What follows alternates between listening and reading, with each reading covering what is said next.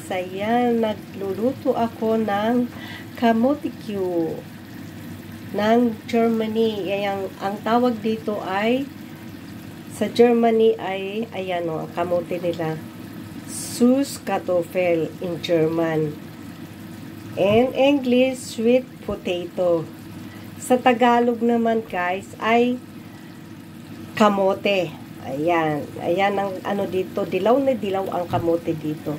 So, kasi kahapon naglaga ako ng karne na masama ang pakiramdam ko. So, I'm sick. So, ayan. Gagawa ako ng kamote Q. Hindi ko na pinakita ang paghiwa ko.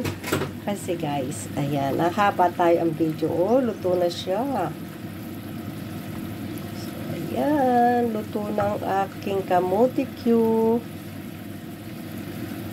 So,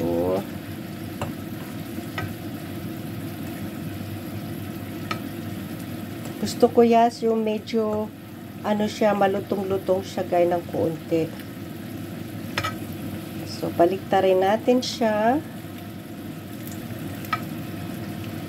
Ayaw ko nang malambot siya. Gusto ko yung parang makunat-kunat siyang kagat-kagatin. Yan. Masama kasi pakiramdam ko, grabe ang ubo ko. Yan, inuubo pa ako guys. So, ayan, lagay ko na yung iba natin. So, ano lang siya guys, dalawa siyang ganito kalalaki. So, yung sabi ko, tama na yan kasi nag-iisa lang naman ako dito. So, sayang naman kung hindi ko siya mauubos. Ang paggawa ko niya, inano ko muna, hindi ko na siya binidyoan ng from the beginning kasi guys, ahaba ang aking video. So, ayan. So, luto na siya, pero mas gusto ko medyo malutong-lutong siya. Makuna yan.